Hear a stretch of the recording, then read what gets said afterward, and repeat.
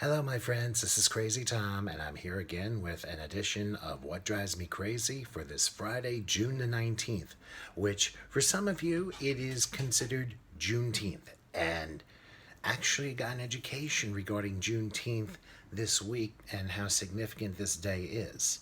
Now, Juneteenth is the oldest nationally celebrated commemoration of the ending of slavery in the United States. Dating back to 1865, it was on June the 19th that the Union soldiers, led by Major General Gordon Granger, landed at Galveston, Texas with news that the war had ended and that the enslaved were now free. Note that this was 2.5 years after President Lincoln signed the Emancipation Proclamation, which became official on New Year's Day 1863. The Emancipation Proclamation had little impact on the Texans due to the minimal number of Union troops to enforce the new executive order. However, with the surrender of General Lee in April of 1865, which ended the Civil War, and the arrival of General Granger's regiment, the forces were finally strong enough to influence and overcome the resistance. Now, obviously, I had no idea about that. Now, of course, Lincoln was assassinated a week after the Civil War ended, but obvious kudos to everyone in regards to abolishing slavery and stuff like that. But you do have to remember that in the 1910s, Woodrow Wilson underhandedly signed it right back. And this is the problem we're facing today. People were saying Donald Trump's a racist, but you can only imagine Woodrow Wilson is along the same lines. So do look that up. But I'm not going to talk about that today. I'm going to talk about cartoons and really what has become a despicable thing that has been happening all over the place within the last month based upon an incident that happened on Memorial Day night in Minneapolis that I still cannot get over and has caused basically a wildfire which has not been doused with water but more gasoline as to how everything is changing. It really is amazing me how ridiculous this is. It's gotten so ridiculous that even now Warner Brothers is taking away the guns of Elmer Fudd and Yosemite Sam. My friends, that is going to get the NRA extremely pissed off. Now, you date back, this is happening again a generation later after the years I was growing up in college in the early 1990s.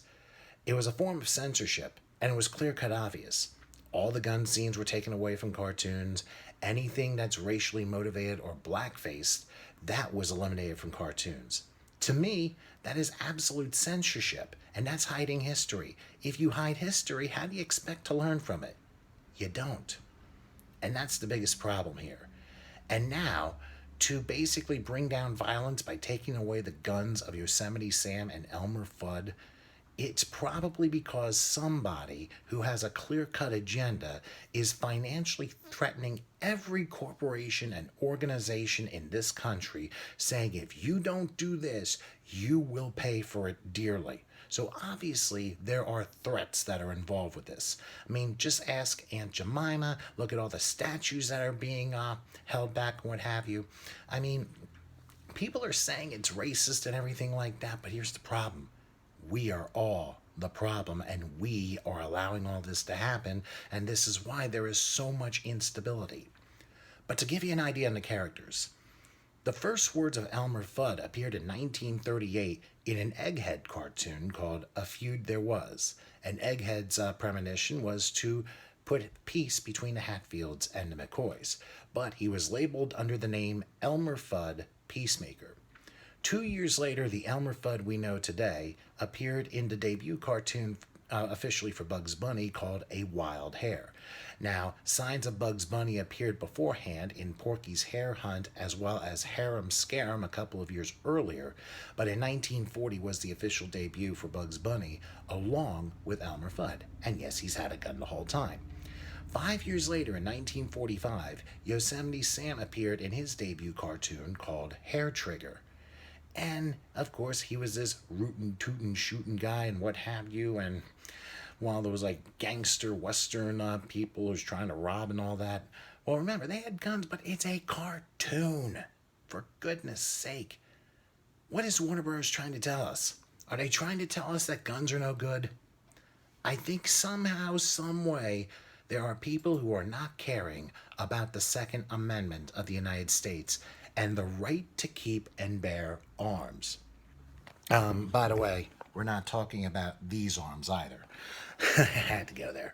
Anyway, let's get two things straight about this. Number one, banning guns does not reduce crime. Crime actually goes up when the law-abiding citizen is disarmed. And can you imagine if people are disarmed and then all of a sudden a sneak attack happens? How are we to defend ourselves? And if you look at the Second Amendment is not about hunting and it's not about target shooting. It's about giving the government good reason to leave the citizen alone. That's really what it is. Now, by choice, we do not have any guns where I live. And I choose not to carry a gun because I believe nothing good happens with a gun, which is a fair assessment. At the same time, if you come in and you responsibly can use a gun, and I mean, let's take, for example, in Aurora, Colorado, the Dark Knight shootings from some years back. If somebody walked in with a handgun and basically told the guy who had an AK-47, AR-15, whatever high-powered rifle he got and said, stick him up, would that have saved 11 lives? Who knows? But gives you something to think about. The right to bear arms was never meant to be written where you can carry AK-47s and AR-15s and all those high-powered assault weapons. No! It's about gun responsibility. Give you a little bit of a refresher course, and there's some things you should remember, which I think is very, very fair. And attributed to Thomas Jefferson, he said this: "Those who hammer their guns into plows will plow for those who do not." And you'll understand, based upon the points I'm reading off a webpage, why gun grabbers want gun control so badly. Let me share this with you. An armed man is a citizen. An unarmed man is a subject. A gun in the hand is better than a cop on the phone. Now think about the word Colt for a minute. For firearms, Colt is the original point-and-click interface. Gun control is not about guns. It's about control. And if guns are outlawed, can we use swords? Now think about these two things, for example. If guns cause crime, then pencils cause misspelled words. And if guns cause crime, then matches cause arson. Think about that for a moment. Free men do not ask permission to bear arms. And if you don't know your rights, you don't have any. And you just can't say, I know my rights, because you'd have no clue what they actually are. Those who trade liberty for security have neither. And that's something I learned a few years ago, because it is so true. Trying to keep everybody safe, but you're giving up liberty. I don't think Patrick Henry's very happy about this. Give me liberty or give me death. He was damn right about that. It's all part of the United States Constitution. It's that simple. Second Amendment. The Second Amendment is in place in case the politicians ignore the others. And by the way, what part of shall not be infringed do you not understand? And here's something else to consider. There are over 65 million firearms owners in the United States. Not one of those killed one person yesterday. Think about it. Guns only have two enemies: rust and politicians. Now, obviously, people who have guns and don't know how to use them or use them for the wrong purposes, that's one of the biggest problems in this country. But if you think about this, trying to protect yourself the right way, think about the words know, that's N-O, and the homonym, K-N-O-W. And let's use this basically similar to basically what we've been seeing in all the protests that have been going on across the country and around the globe over the last couple of weeks. And we hear no justice, no peace. And we flip the NO with the KNOW, and we're going to do the same thing right here. Let's use KNOW with this. No guns, no peace, no safety. Change that to NO, and you get no guns, no peace, no safety. You don't shoot to kill. You shoot to stay alive. And remember, assault is a behavior, not a device.